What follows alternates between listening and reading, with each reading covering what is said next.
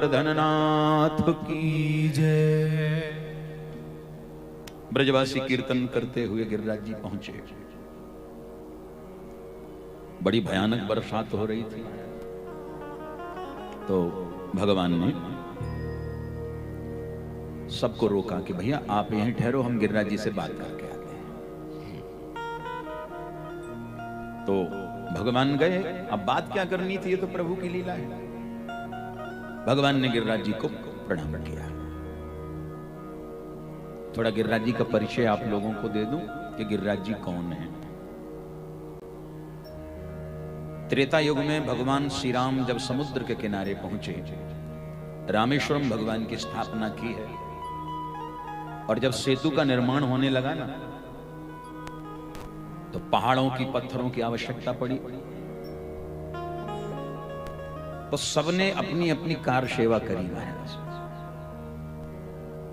जिस पे जितनी क्षमता थी, क्षमता के अनुसार वो जावे, और जितना बड़ा पत्थर उस पर उठाया जाए उठा के लाए और महाराज रख दे।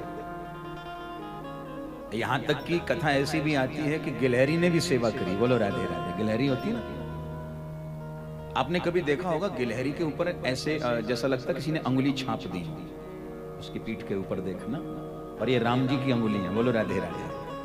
गिलहरी ना, राम जी की नजर पड़ी कि भैया सारे बानर, सारे भालू, जितनी सेना है, सब जिस पे जितनी सामर्थ्य, अपने पत्थर ले लेके, पहाड़ ले लेके आ रहे हैं, सेतु में निर्माण में कार्य में अपनी सेवा दे रहे हैं।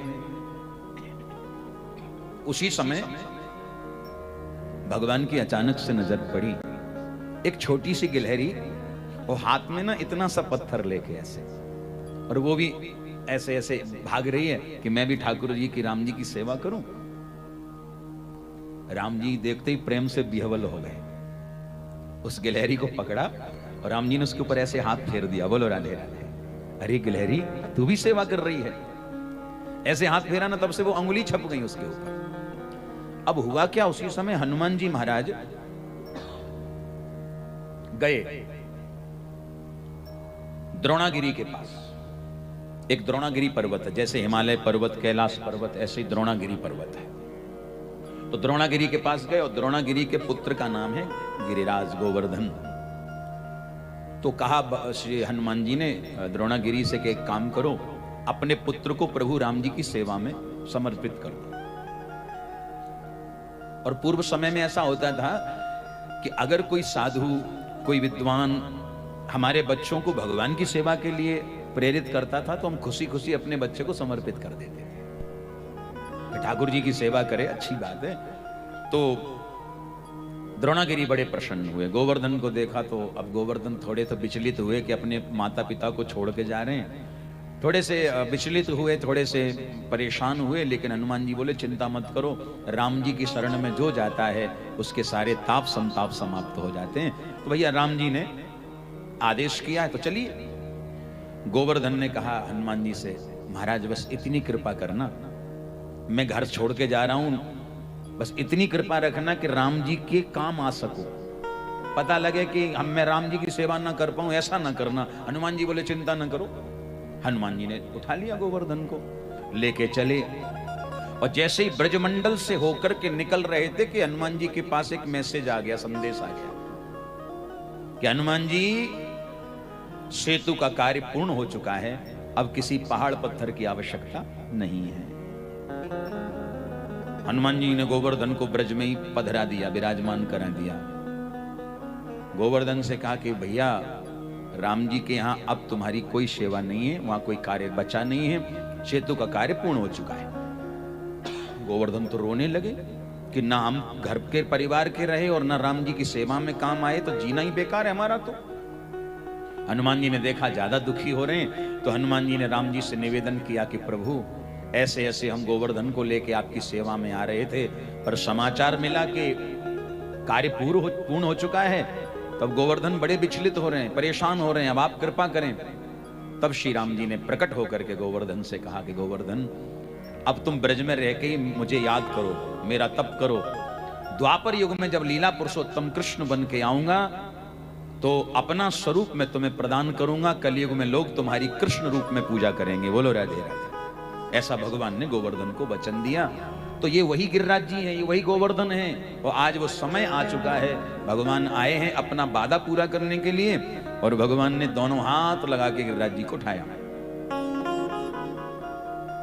और थोड़ी देर में बाएं हाथ पे धारण किया। और जब लगा भगवान को कि बैलेंस बिल्कुल ठीक से बन गया, तो बाएं हाथ की एक, इसको बोलते हैं कनिष्ठिका अंगुली, छोटी अंगुली या छोटी सी अंगुलिया पर महाराज 7 कोष लंबे गिरिराज जी को प्रभु ने धारण कर लिया।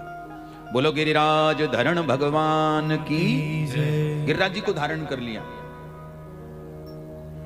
जैसे आपने देखा होगा बरसात जब होती है ना, तो अब यहां तो खैर ये तो शहर है, शहरों में तो नहीं, ग्रामीण क्षेत्रों में या कहीं जहां कच्ची जमीन होती है वहां अक्सर देखना कि जब बरसात के दिन होते हैं ना, तो सफेद सफेद कलर के वो कुकुर मुत्ते टाइप के ऐसे आपने कभी देखे हो, छतरी टाइप के बन जाते हैं।